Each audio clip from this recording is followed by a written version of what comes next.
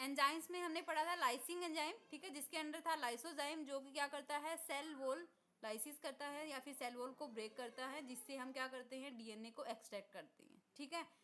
Second था cleaving enzyme या फिर न्यूक्लिएजेज। उसके अंदर क्या होता है, वो क्या करता है, जो न्यूक्लियोटाइड के बीच में जो फॉस्फोडाइएस्टर बॉन्ड होता है उसको ब्रेक करता है न्यूक्लिएजेज, ठीक है।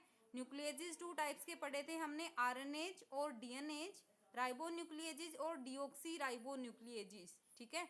राइबोन्यूक्लिएजेज जो है वो अटैक करता है आरएनए के ऊपर, हाइड्रोलाइज करता है आरएनए मॉलिक्यूल को by breaking the phosphodiester bond, ठीक है। और डीऑक्सीराइबोज जो है वो डीएनए पे अटैक करता है, जो कि डीएनए के अंदर जो फॉस्फोडाइएस्टर बॉन्ड होता है न्यूक्लियोटाइड के बीच में, उसको ब्रेक करता है और डिग्रेडेशन करता है डीएनए का, ठीक है।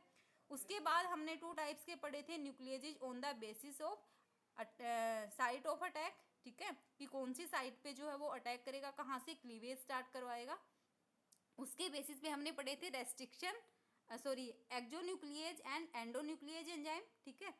एक्सोन्यूक्लिएज जो है वो अटैक करता है कहाँ पे, टर्मिनल साइड्स पे, टर्मिनल एंड्स पे, या तो 3' एंड पे अटैक करेगा या फिर 5' एंड पे अटैक करेगा, ठीक है। लेकिन कोई भी पर्टिकुलर जो एक एक्सोन्यूक्लिएज है वो बोथ एंड्स पे अटैक नहीं कर सकता एक टाइम पे, या तो वो 3' एंड पे अटैक करेगा या फिर 5' एंड पे ही अटैक करेगा, ठीक है। आ रहा है यहाँ तक समझ में, आ चुका था, ये सब कर लिया था हमने।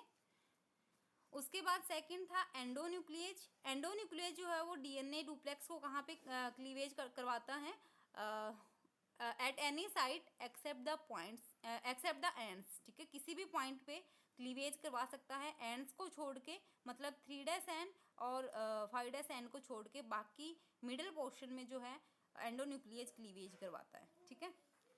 अब एंडोन्यूक्लिएज जो है वो 2 टाइप्स का होता है, नॉन स्पेसिफिक और स्पेसिफिक।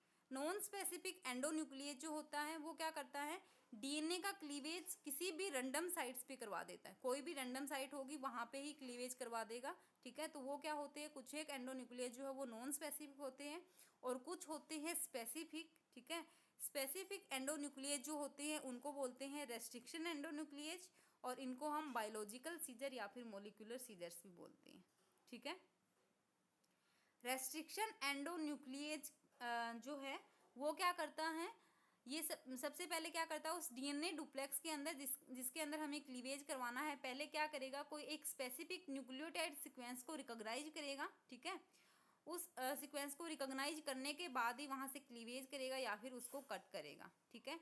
तो ये जो स्पेसिफिक सीक्वेंस की रिकॉग्नाइज करता है उसको बोलते हैं रिकॉग्निशन या फिर रेस्ट्रिक्शन साइट, ठीक है। आगे समझ में यहाँ तक क्लियर है यहाँ तक? ठीक है। अब यहाँ पे हमने बोला है रेस्ट्रिक्शन एंडोन्यूक्लिएज, ठीक है। तो रेस्ट्रिक्शन टर्म जो है ये कहाँ से आई है, रेस्ट्रिक्शन टर्म जो है वो इस चीज़ से आई है कि ये रेस्ट्रिक्ट करता है entry of any foreign DNA in the bacteria. कोई भी फॉरेन डीएनए, जैसे कि बैक्टीरियोफेज है, ठीक है, तो कोई भी वायरल अटैक अगर होता है बैक्टीरिया के ऊपर तो उसके डीएनए को क्या कर देता है, उसके डीएनए के या तो उसकी एंट्री को रेस्ट्रिक्ट करता है, मतलब उसके डीएनए को क्या कर देता है, ब्रेक कर देता है, ठीक है। इसलिए इसको बोला है restriction endonuclease, because this enzyme restrict the entry of foreign DNA in the bacteria, ठीक है। अब सबसे पहले ये जो है रेस्ट्रिक्शन एंडोन्यूक्लिएज एंजाइम्स जो है ये बैक्टीरिया के अंदर पाए जाते हैं नेचुरली, ठीक है, और ये फंक्शन करते हैं उस as a part of their defence mechanism, उसके डिफेंस मैकेनिज्म का पार्ट होती हैं ये, ठीक है। रेस्ट्रिक्शन एंडोन्यूक्लिएज मतलब क्या करते हैं, रेस्ट्रिक्शन मॉडिफिकेशन करवाते हैं बैक्टीरिया के अंदर by effectively destroying the foreign DNA, ठीक है। कोई भी फॉरेन डीएनए जब एंटर करता है, जैसे कि कोई भी वायरल अटैक अगर होता है, बैक्टीरियोफेज जब इन्फेक्ट करती हैं, ठीक है, बैक्टीरिया को, तो उसके डीएनए को क्या कर देता है, डिस्ट्रॉय कर देता है, ठीक है, और एज ए डिफेंस मैकेनिज्म की तरह काम करता है ये, ठीक है।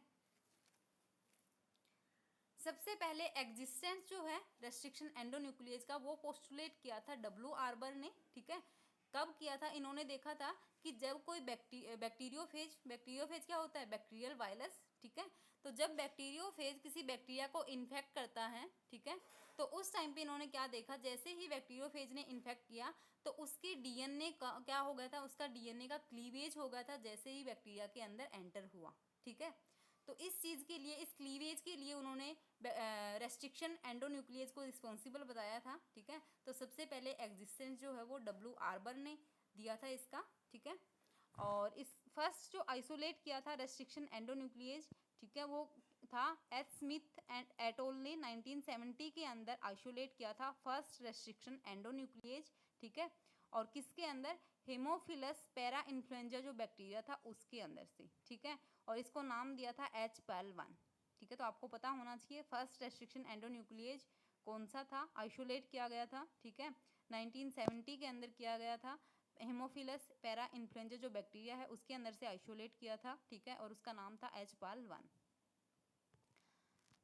उसके बाद है type of restriction endonuclease. Restriction endonuclease की 3 टाइप्स है, ठीक है। टाइप 1 रेस्ट्रिक्शन एंडोन्यूक्लियस जो है इसके अंदर जो कॉम्प्लेक्स सिस्टम है उसमें क्या होते हैं, सेम एंजाइम जो है वो 2 फंक्शन परफॉर्म करता है।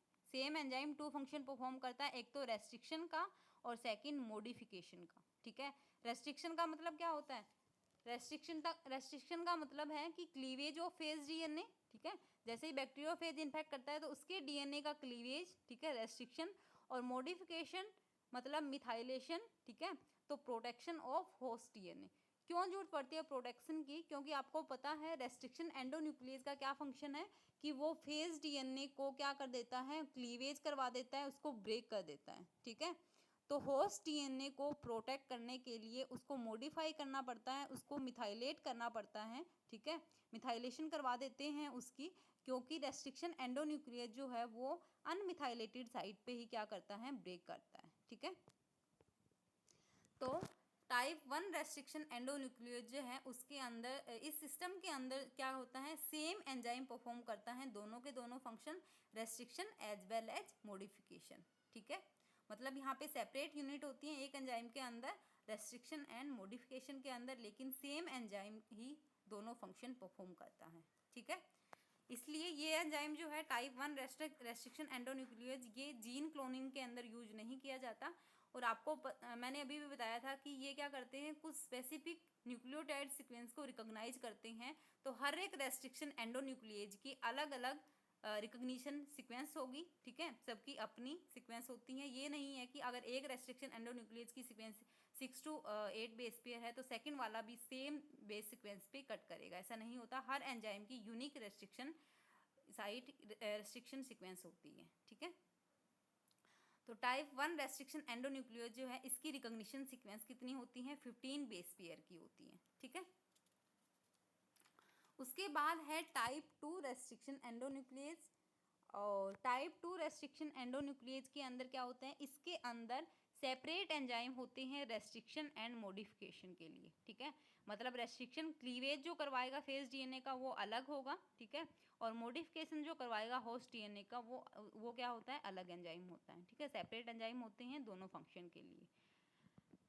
इसलिए इसको क्या करते हैं, रेस्ट्रिक्शन मैपिंग या फिर जीन क्लोनिंग के अंदर यूज करते हैं टाइप 2 रेस्ट्रिक्शन एंडोन्यूक्लियस को, ठीक है। और इसकी रिकॉग्निशन सीक्वेंस होती है 4 to 8 base pair with symmetry. Symmetry मतलब पैलिंड्रोमिक सीक्वेंस। यहाँ पे क्या होते हैं, आप आगे आप पढ़ोगे, रिकॉग्निशन सीक्वेंस जो होती है इनकी, रेस्ट्रिक्शन या फिर रिकॉग्निशन सीक्वेंस रेस्ट्रिक्शन एंडोन्यूक्लियस की, वो मेनली क्या होती है, पैलिंड्रोमिक सीक्वेंसेस होती है, ठीक है। आगे पढ़ेंगे हम क्या होती है पैलिंड्रोमिक सीक्वेंसेस। उसके बाद है टाइप 3। टाइप 3 एंडोन्यूक्लियस जो है ये इंटरमीडिएट होती हैं टाइप 1 एंड टाइप 2 के बीच में, ठीक है। और इनको जो है हम जीन क्लोनिंग में यूज नहीं करते। तो जीन क्लोनिंग या फिर रेस्ट्रिक्शन मैपिंग में हम कौन सा रेस्ट्रिक्शन एंडोन्यूक्लियस यूज करते हैं, टाइप 2 रेस्ट्रिक्शन एंडोन्यूक्लियस, ठीक है। इसके टाइप्स पढ़ लिए हमने, ठीक है, क्या होता है वो पढ़ लिया। अब है रिकॉग्निशन सीक्वेंस, जो हमने पढ़ा कि रेस्ट्रिक्शन एंडोन्यूक्लियस ये नहीं है कि किसी भी रैंडम साइट पे जाके कट कर देगा, ठीक है। रेस्ट्रिक्शन एंडोन्यूक्लियस किसी specific sequence, specific nucleotide sequence जो है वहीं पे कट करता है, ठीक है। तो क्या होती हैं रिकॉग्निशन सीक्वेंसेस।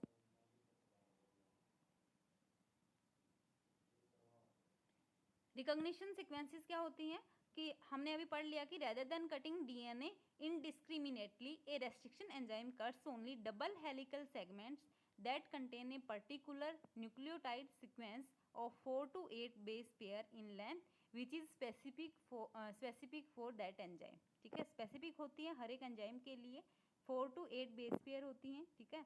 उसको बोलते हैं रेस्ट्रिक्शन या फिर रिकॉग्निशन साइट। हर एक एंजाइम के लिए अलग अलग होती है। आपने पढ़ा टाइप 2 के अंदर 4 to 8 बेस पेयर होती हैं, ठीक है, पैलिंड्रोमिक होती हैं, और टाइप 1 के लिए 15 बेस पेयर होती हैं, ठीक है।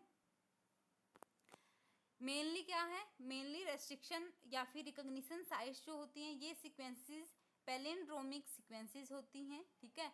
और पैलिंड्रोमिक सीक्वेंस का मतलब क्या होता है, जिसके अंदर बेस कंपोजिशन सेम होता है दोनों स्ट्रैंड के अंदर। डीएनए के 2 स्ट्रैंड होती हैं, तो दोनों स्ट्रैंड के अंदर बेस कंपोजिशन सेम होता है बट इन अपोजिट डायरेक्शन, ठीक है।